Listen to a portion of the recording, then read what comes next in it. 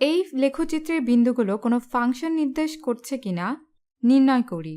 এখন শুধু মনে করিয়ে দেওয়ার জন্য বলছি, ফাংশন হলো ডোমেন নামের একটি সেটের সদস্যগুলোর সাথে রেঞ্জ নামের একটি সেটের সদস্যগুলোর সম্পর্ক।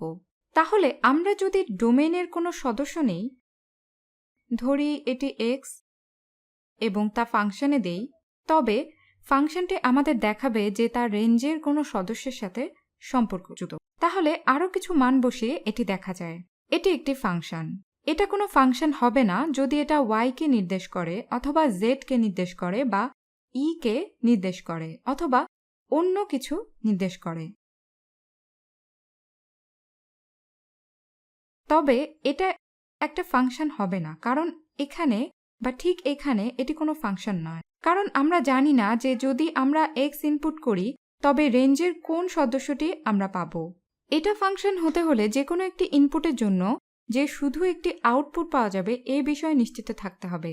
এখন এখানে লেখচিত্রের মাধ্যমে প্রকাশিত ফাংশনটির ব্যাপারে চিন্তা করি।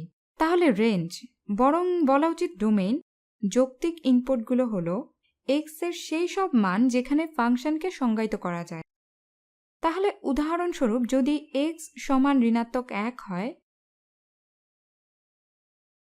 যদি ধরা হয় এখানে এটা হচ্ছে x অক্ষ এবং এখানে এটা হলো y অক্ষ, এটা আমাদের বলে যে যখন x সমান ঋণাত্মক 1 তখন y সমান 3 হবে। তাই লেখচিত্রটি আঁকার একটি উপায় হচ্ছে যখন ইনপুট দেবার সময় আমরা বলতে পারি x, অথবা এভাবে বলা যাক ঋণাত্মক 1।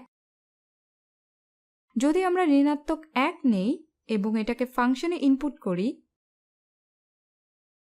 তাহলে আমরা 3 পাব।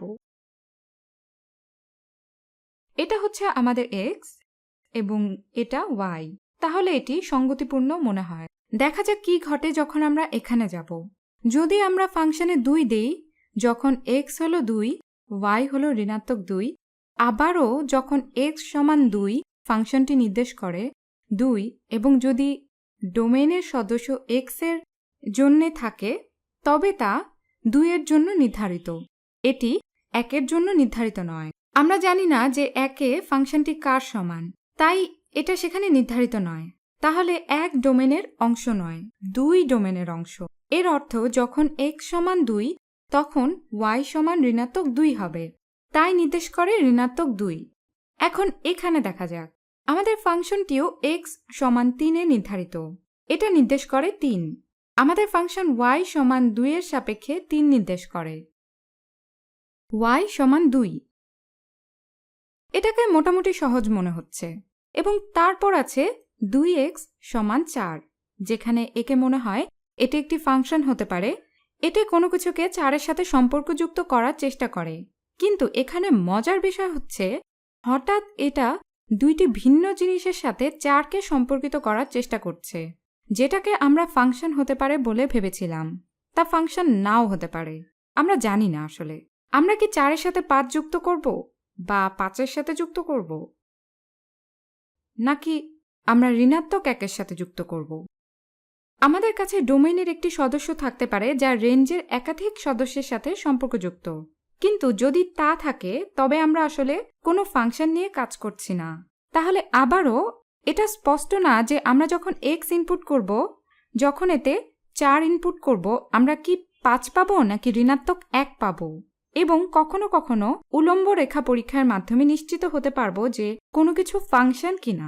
যখন এটা এরকম লেখচিত্র মাধ্যমে দেখানো হয় আমরা আক্ষরিকভাবেই বলতে পারি ঠিক আছে, যখন x সমান 4 আমি যদি একটি উলম্ব রেখা আঁকি তবে আমি কি ফাংশনটিকে 2টি স্থানে ছেদ করতে পারবো নাকি আরও বেশি স্থানে, 2 বা ততোধিক স্থানে হতে পারে।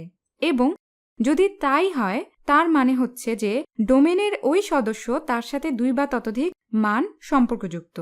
ইনপুট 4 এর জন্য 2 বা ততোধিক ফলাফল রয়েছে এবং যদি একটি ইনপুটের জন্য 2 বা ততোধিক ফলাফল থাকে তাহলে আমরা আসলে ফাংশন নিয়ে কাজ করছি না, আমরা শুধু একটি অন্বয় নিয়ে কাজ করছি। তাহলে ফাংশন হচ্ছে অন্বয়ের একটি বিশেষ ক্ষেত্র, বা আমরা একে একটি বিশেষ কার্যকরী অন্বয় হিসেবেও দেখতে পারি।